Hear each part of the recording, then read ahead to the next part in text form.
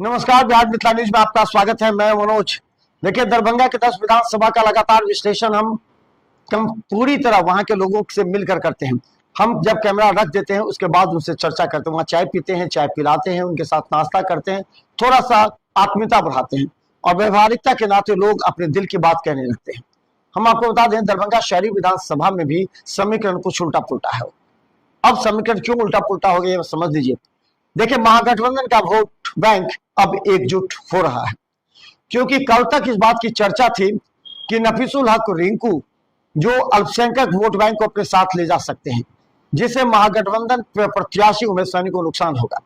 देखिए, हम ऐसा क्यों कह रहे हैं कि महागठबंधन के प्रत्याशी ने अब कई जगह ये बयाना भी शुरू कर दिया है कि मुकेश सहनी और तेजस्वी की अगर सरकार बनानी है और डिप्टी सीएम अगर मुकेश सहनी होंगे तो पहली बार सहनी समाज के लोगों को मौका मिलेगा। इसलिए सहनी समाज का जो वोट बैंक है वो अब धीरे धीरे बीजेपी से शिफ्ट हो रहा है महागठबंधन के प्रत्याशी उमेश सहनी पर, क्योंकि इस बार यहाँ प्रत्याशी भी सहनी को दिया गया है। सहनी को प्रत्याशी दिया गया उमेश सहनी को, और मुकेश सहनी को आप बता दें कि डिप्टी सीएम की घोषणा कर दी गई है।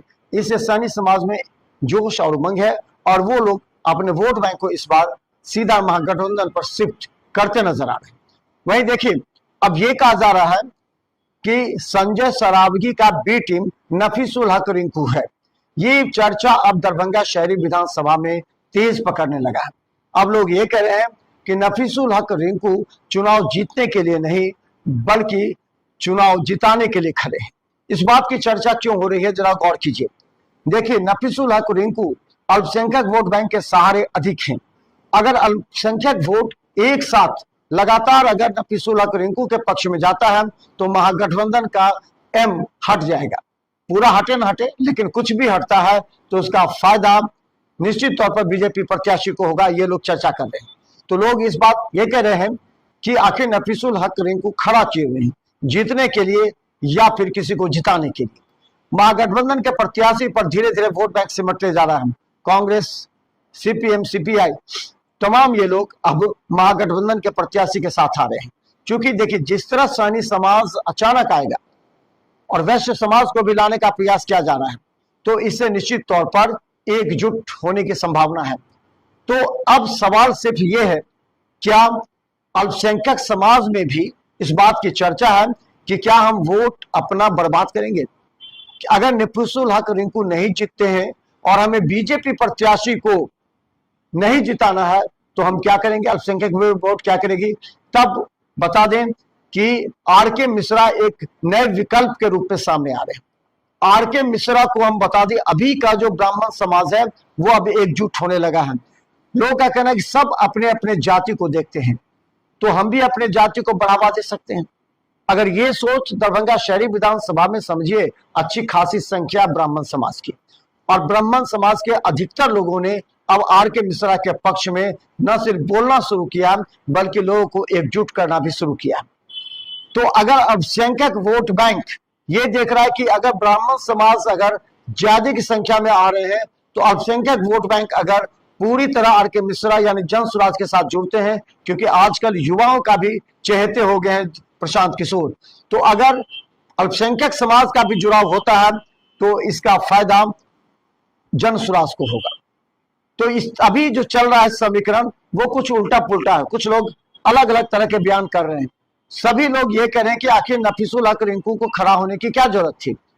क्या वो अपने वोट बैंक से चुनाव जीत सकते हैं? अगर नहीं जीत सकते हैं तो महागठबंधन के प्रत्याशी को एक बार फिर हरा सकते हैं, इस बात की चर्चा है। जिस तरह राकेश नायक की दरभंगा शहरी विधानसभा में पकड़ थी, उनको टिकट नहीं मिला, इससे नाराजगी अवश्य। उनके वोटर बड़ी संख्या में है जो राजद से भी नाराज है, महागठबंधन से नाराज है। और चूंकि समझिए राकेश नायक को टिकट क्यों नहीं मिला, राकेश नायक को इसलिए टिकट नहीं मिला, उनका मोरिया का एक वीडियो जिसमें वो एक जगह कहते दिखते हैं कि यहां पर हिंदू के साथ भी अन्याय हुआ, मुस्लिम के और हिंदू के बीच मारपीट हुई, और उससे आगे एक बड़ी मस्जिद थी वहां पर झंडा लहराया गया था, उसके बारे में वो कहते नजर आते हैं। लेकिन उनके इस बयानों को कुछ नेता राजद सुप्रीमो तक पहुंचा दिए, जिससे उनका टिकट हाथ में लिया हुआ छिन गया। मुद्दा समझ लीजिए, राकेश नायक को इसलिए नहीं मिला कि वो अल्पसंख्यक समाज के खिलाफ बोले। इसका आक्रोश वैश्य समाज में है और इसका फायदा जन स्वराज पार्टी को मिलेगा। ये विश्लेषण हमारा अच्छी तरह से समझ लीजिए। मुकेश सहनी के पक्ष में लोग अब महागठबंधन पर एकीकृत होने लगे हैं क्योंकि उन्हें डिप्टी सीएम बनाया गया है। लोगों में यह चर्चा है कि नफीसुल हक रिंकू चुनाव जीतेंगे तो नहीं बल्कि किसी को जिताने के लिए खड़े हुए हैं। तीसरी तरफ यह चर्चा है कि ब्राह्मण समाज के लोग अब आर.के. मिश्रा पर एकजुट हो रहे हैं। अगर ब्राह्मण समाज के लोग एकजुट हो रहे हैं तो अल्पसंख्यक समाज के भी अधिकतर लोग ये कह रहे हैं कि अगर बीजेपी को पीछे करना है तो हमें जन स्वराज को ही जिताना पड़ेगा। यानी नफीसुल हक रिंकू का वोट बैंक अब जन स्वराज में शिफ्ट हो सकता है। दूसरा, राकेश नायक को टिकट नहीं मिलने का आक्रोश एक बड़े समाज पर पड़ता है। आप जान सकते हैं कि सूरी समाज कितनी संख्या में है।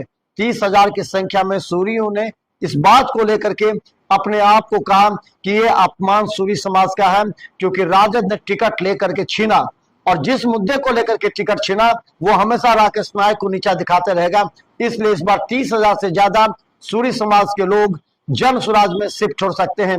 इसलिए जन स्वराज अब धीरे धीरे आगे बढ़ने लगा है और लोगों में चर्चा जोरों पर है। तो देखते रहे बिहार मितान न्यूज, क्योंकि हर अपडेट, हर विश्लेषण हम आप तक सटीक पहुंचाते रहेंगे। कि आप भी दिल पर हाथ रख के सोचिए कहां ये विश्लेषण गलत है। हम किसी को नहीं कह सकते कौन जीतेगा कौन हारेगा, लेकिन जनता की भी जो प्रतिक्रिया होती है, जो एक वोटों का पोलराइजेशन होता है, वो हम आपको बताने का प्रयास कर रहे हैं। देखते रहे बिहार मितान न्यूज, यूट्यूब में सब्सक्राइब कीजिए। केवल 10 पर लाखों लोग हमें देख रहे हैं।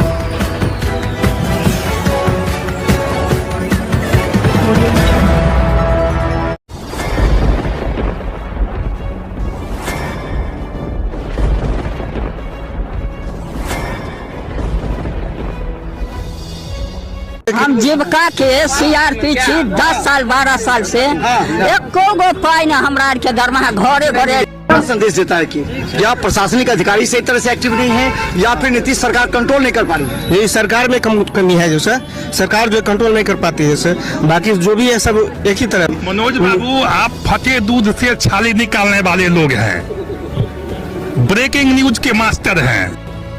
गरीब का ये सब गरीब का है ही नहीं। शासन सत्ताकार आदमी है, ये सब बर्बाद कर दिया बिहार को। तो निश्चित तौर पर केंद्र में भी हमारी सरकार होती है, बिहार में भी हमारी सरकार होती है, तो पलटू राम में फिर पलट जाती है।